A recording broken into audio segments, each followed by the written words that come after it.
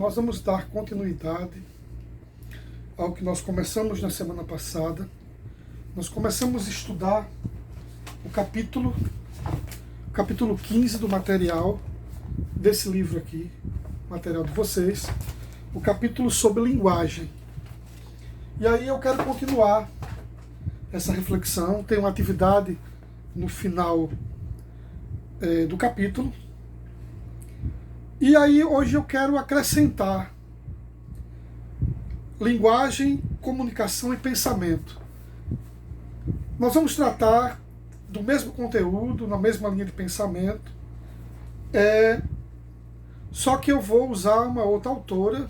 O livro que nós usamos é o livro da professora Marilena Chauí, e eu vou usar agora um texto da Sônia Maria Ribeiro Souza.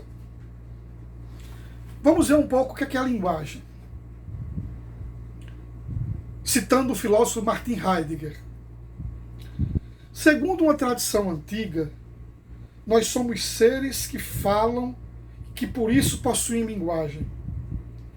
No homem, a faculdade de falar não é só uma capacidade que se põe ao lado das outras. É a faculdade de falar que faz o homem homem. Esse é o traço. Esse traço é o perfil do seu ser. O homem não seria homem se não lhe fosse dado falar, se não fosse capaz de dizer sem interrupção, por qualquer motivo, em referência a cada coisa, em formas variadas, o mais das vezes calando. Enquanto a linguagem concede esse favor, o ser humano repousa na linguagem. E aí, eu comecei o vídeo anterior citando Wittgenstein, quando ele dizia, ele usava aquela imagem: pense no planeta, coloque um espelho ao lado. O que é que aparece no espelho? A imagem do planeta. Então, a imagem é a linguagem. O senso comum, o mito, a religião e a filosofia, a ciência e a arte condensam informações que o homem obtém acerca do mundo em que vive. São caminhos que ele trilha para conhecer a realidade que o cerca e, ao mesmo tempo, entender o resultado de relação que ele estabelece com a realidade. Conhecer é, pois, tornar a realidade inteligível. Para tanto, o homem se utiliza da linguagem, com a qual descreve o mundo e interpreta a realidade. Aspas. Pela palavra, o universo adquire um sentido, e o homem pode vir a conhecê-lo, emprestando-lhe significações. Portanto, a raiz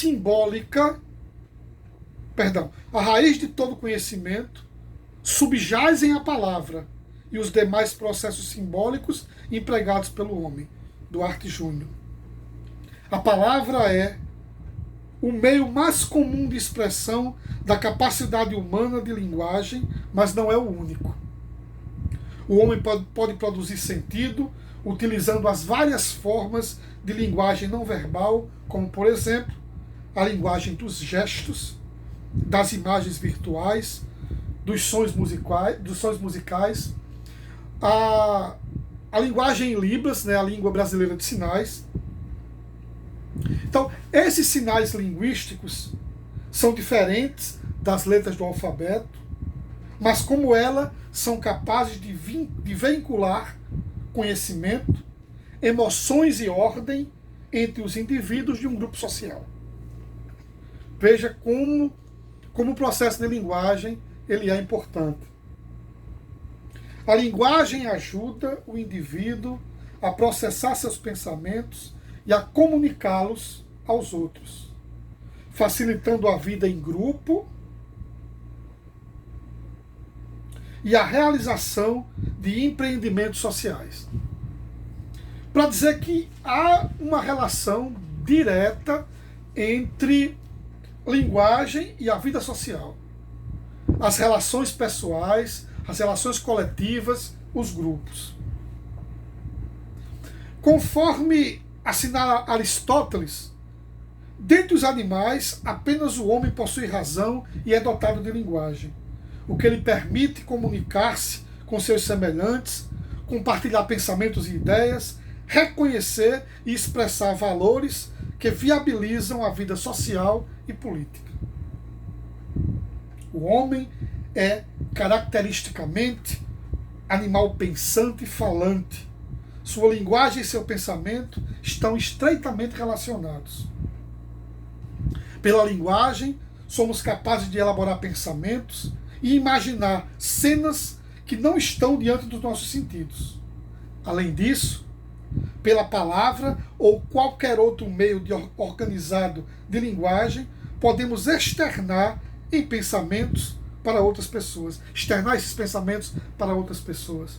Então, quando eu uso a linguagem, eu estou materializando pensamentos.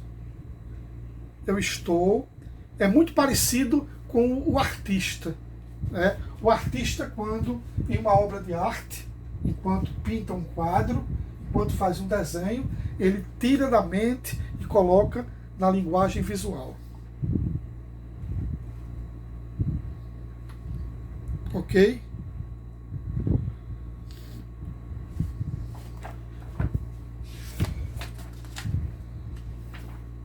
Eu queria também trazer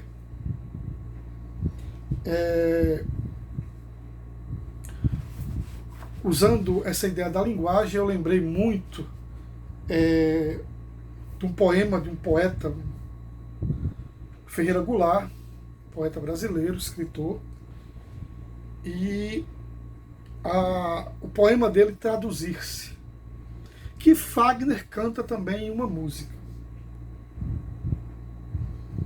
Uma parte de mim é todo mundo, outra parte é ninguém, fundo sem fundo. Uma parte de mim é multidão, outra parte estranheza e solidão. Uma parte de mim pesa, pondera, outra parte delira. Uma parte de mim almoça e janta, outra parte se espanta. Traduzir uma parte na outra parte, que é sinal de vida ou morte, será arte? Uma parte de mim é permanente, outra parte se sabe de repente. Uma parte de mim é só vertigem, outra parte linguagem. Traduzir uma parte na outra parte é uma questão de vida ou morte. Será arte? Ferreira Goulart. Percebam como a linguagem ela exerce um papel extraordinário. Eu convido você a pesquisar esse texto de Ferreira Goulart, Traduzir, e tentar escrever alguma coisa sobre o que você entendeu ou como você se vê no poema. Na página 182 tem uma atividade que eu coloquei na semana passada. Eu vou estender o prazo para mais 8 dias, mas é uma espécie de síntese de todo o capítulo. Deixa eu voltar aqui. Então o capítulo começa na página 171, Linguagem e Pensamento. Na 172 a gente começa com a importância da linguagem, a força da linguagem.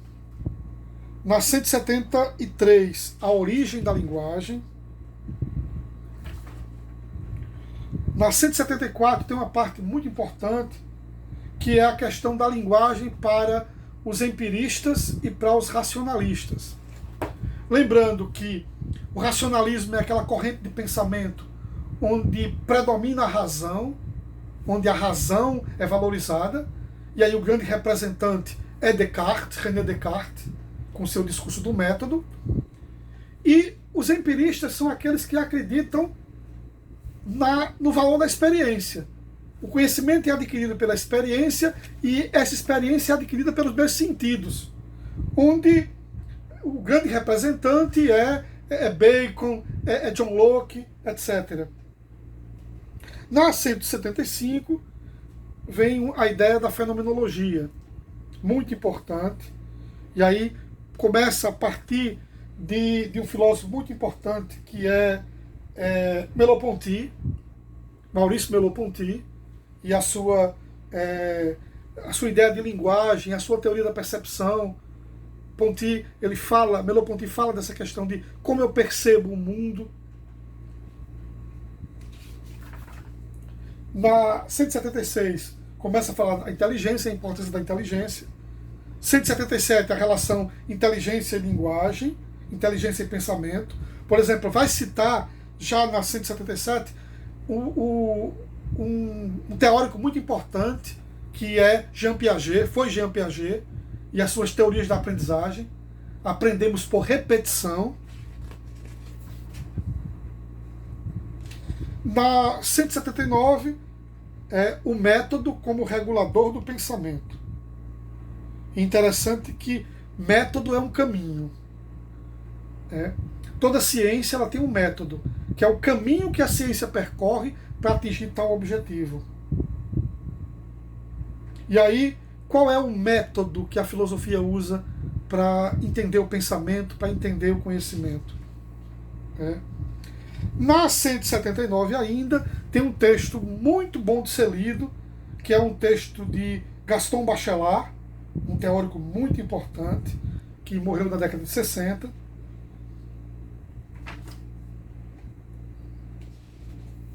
Na 181, nós vamos ter o pensamento mítico e o pensamento lógico, a diferença. O mito como uma expressão pedagógica de aprendizado, uma maneira, um caminho para se ensinar alguma coisa. E eu sempre destaco que os mitos não são mentiras, os mitos são alegorias para explicar a realidade. E aí findamos com a atividade, a síntese que eu já passei das 12 questões. Tá bom?